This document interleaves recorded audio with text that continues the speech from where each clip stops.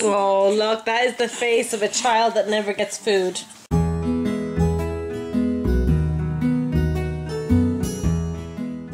Morning, guys. It's a really lovely Tuesday morning here. We are just sitting down for breakfast. I have some muesli waiting to be ate. Robin has some chocolate Cheerios, fruit and cheese. And Obi has his fruit pot, and then he's going to have some Cheerios afterwards.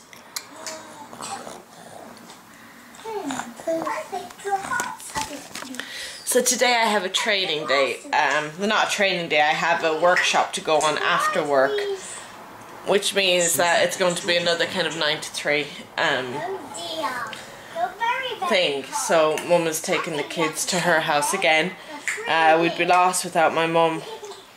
And like all that she does for the kids, like we're very lucky that she lives so close to us, and that there's not been a day in the kids' lives that she hasn't seen them. She always sees them, and maybe the days where on a Sunday if she doesn't get up, like we'll ring, we'll talk, she'll text, she'll ask after them. I'm home from work. I've got Obi sitting in the little armchair and Robin, and they're helping me with my lunch, which it's now after 4, so I'm having lunch pretty late.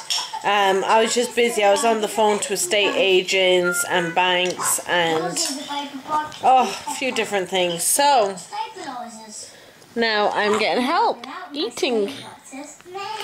Nice.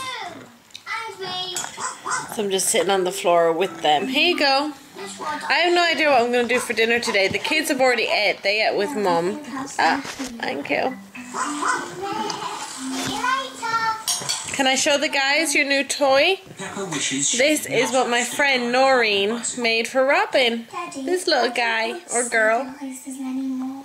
My friend, she is such a good friend. Like, she's made the kids countless cardigans, toys, hats. Hello, little guy. What's his name? Sure you want to ride without stabilizers? Yes. So yes, the kids are just having some of the pasta that I'd set aside from yesterday for my lunch today. Here you go. It's not funny. Riding without stabilizers is not easy. Would you like some?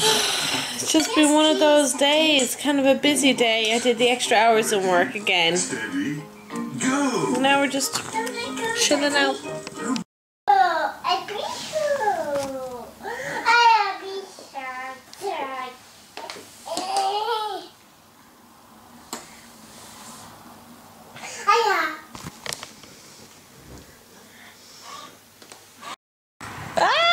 Oh my gosh. No!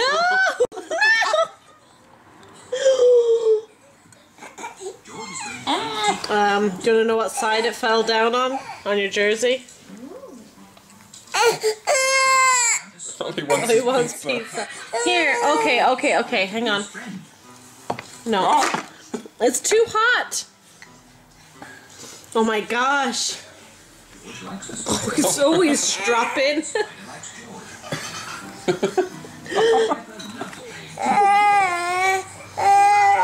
Oh gosh.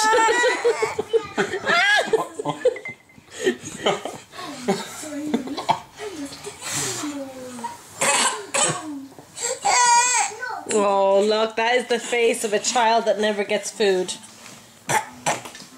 Okay. Here you go, look.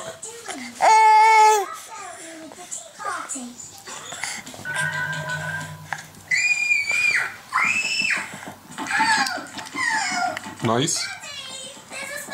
You happy now? Good boy. Say thank you, Mama.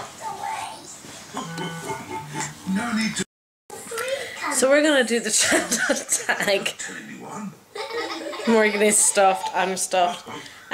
We were tagged by Go Team Collins. They're really, really lovely family vloggers. I'll leave their link below, so go say hi. So the childhood tag was 3 things to tell you about my childhood or about me as a child.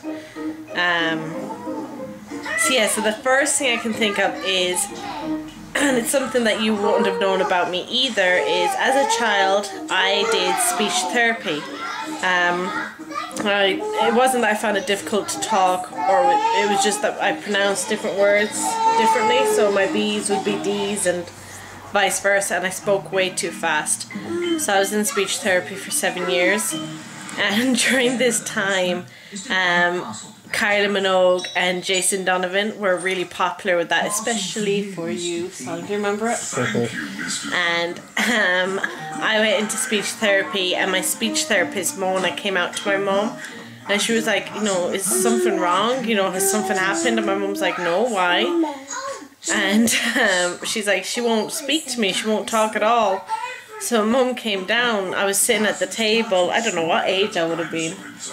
And I just was like arms crossed, really moody. And like Mona's like, you know, talk to me and all this. And I wouldn't talk to her. And next thing it dawned on my mum that a few days ago or the day beforehand I decided I wanted to change my name to Kylie Minogue.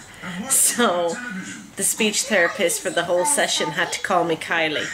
And not just like Kylie, it was Kylie Minogue. It was the full title for me to answer her. And like she had to write Kylie Minogue up on the blackboard and everything. So that's one thing from my childhood. Do you want to go next, or will I just name the other two? What do you think you go? So the other thing from my childhood, I'm trying to think, it's like really hard. I suppose one thing as well, like from my childhood, is that I never gave in to peer pressure when I was younger or as a teenager, and whenever I'd see like, you know, a gang of people picking on someone, I'd always kind of like not really stick up for them or defend them, but just kind of, you know, be on their side a bit, look out for them. And I remember one summer, like there was a group of friends that lived close together, and we were like all tight-knit girl group, and girls can get pretty catty. Would you say so? Girls are horrible to each other. Yeah, so these girls decided that they wanted to push one girl out of the group. And they're all like, yeah, that's what we're going to do. We'll do that. Yeah, we'll do that. And I was kind of like, no, that's not fair. I'm not going to do that. And for like a few weeks, it was just me and this other girl hanging around, where the other girls completely cut me out of the group as well because I wouldn't go along with them. And then they decided to go to the girl that I'd stuck by and offer her the same deal but against me, and she went for it. So for a whole summer I had 0 friends, and my only friend was with the neighbour's dog, and I used to walk him like 5 times a day. Santos, remember? Yeah. And that was one summer. What age were you? I was a teenager. I was 13. Are you ready? Can I come in and see them? Whole summer, no friends. Yeah, but then yes, I was backstabbed. You were still friends with them after that, though, weren't you? We got talking again, girl. Like, anyway, crazy. And then my third thing about my childhood. This is really hard. I knew the first thing I wanted to say. I didn't know anything else. Third thing about my childhood. Oh, help me out, Morg. Tell them a young story about you and your nana or something. Oh yeah. So my nanny, my dad's mum, used to babysit me every now and again if my mum and dad were going to bingo.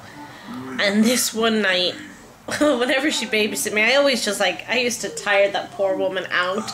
Like, I remember I made a chain of chairs and it was the train. And so I was like that to my nanny, come on the train. So she sat up on top of a chair and was like, okay, I'm on the train. And I was like, no, the train's underneath. So I made her crawl through all the chairs on the ground, my nanny. And another night, she always tells the story that like mum and dad had just left to go to bingo. This would have been like 7 o'clock, 7:30 in the evening. And she was like, come on, we'll take a walk to our local shop. It was such a nice summer's evening, so we walked, but I decided I had to walk on every single wall, and I couldn't walk on any single crack. And by the time we got home, my mum and dad was walking in the door behind us at like 10:30 at night. And it was only 5, like really, you know, a short walk.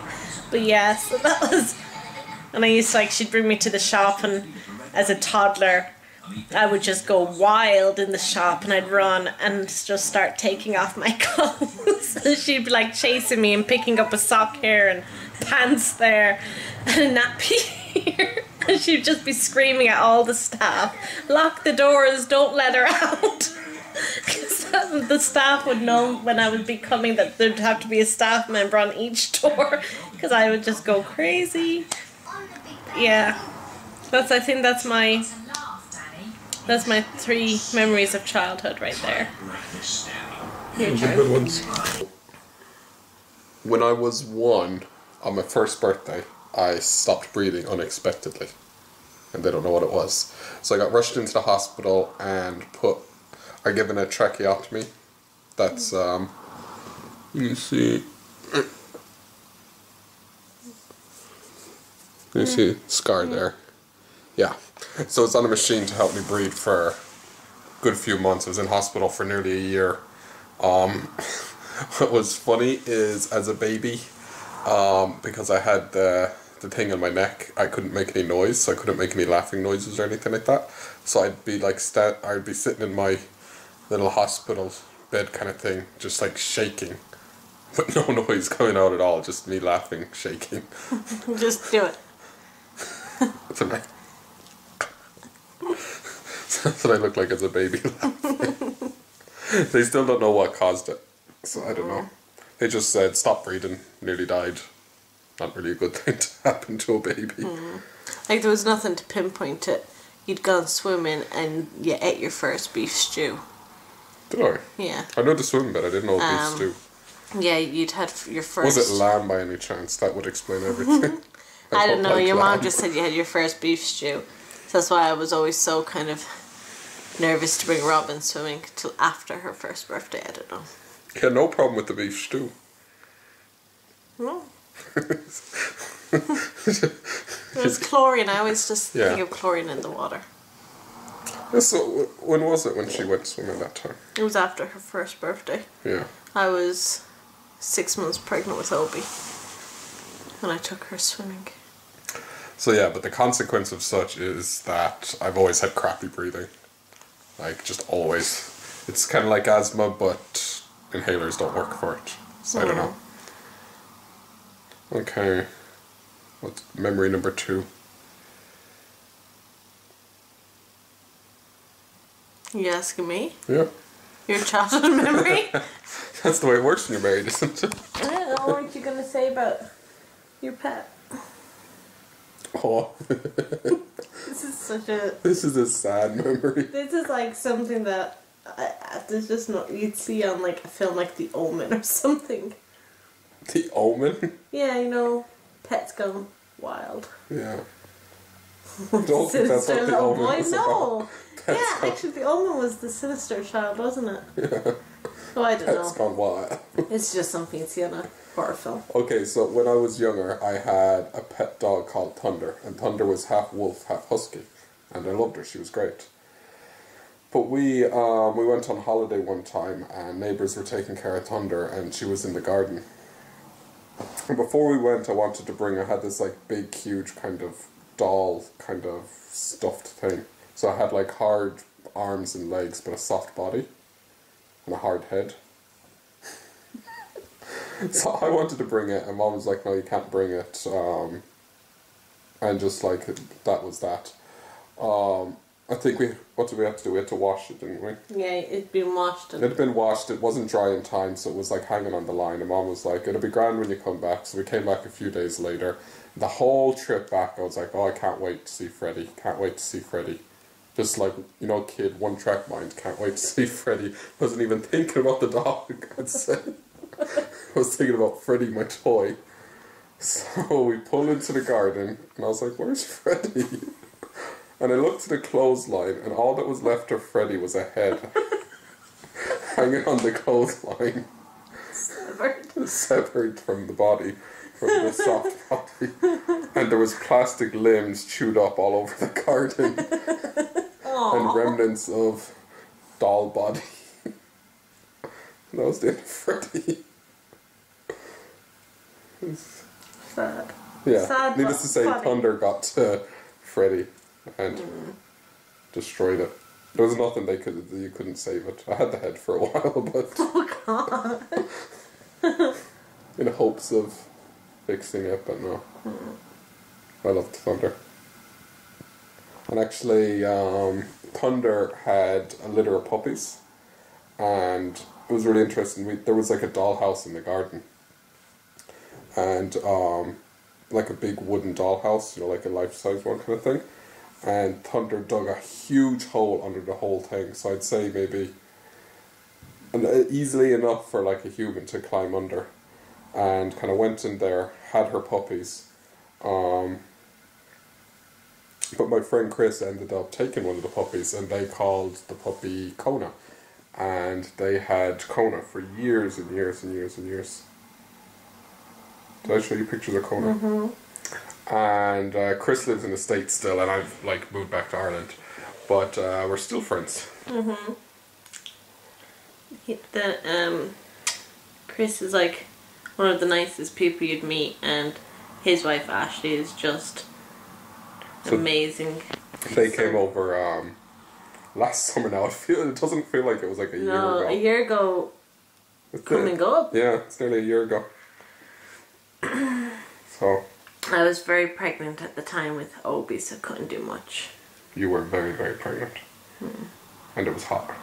Yeah, and Robin was kind of just walking, yeah. Well, she'd been 2 months walking, but yeah, it was. I loved meeting them. Thing is, it's like we keep wanting them to come over because we're like trying to save for a house and can't be doing transatlantic trips and stuff like that, even though we want to. So, I found out Chris is in Scotland next week. Mm-hmm.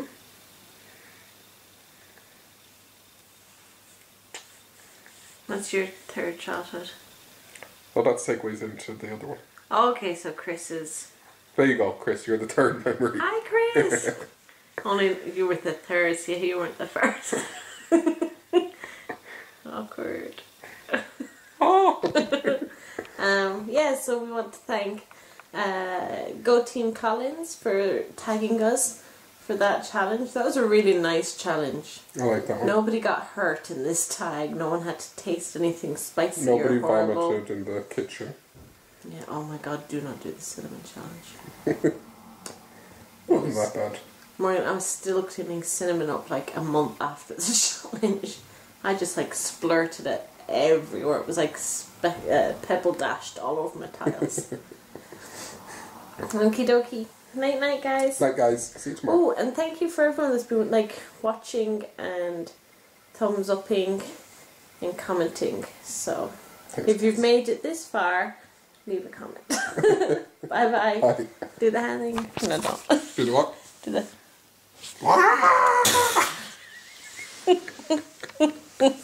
Was that not the hand thing you were talking about? I didn't mind it. That was fine. Okay.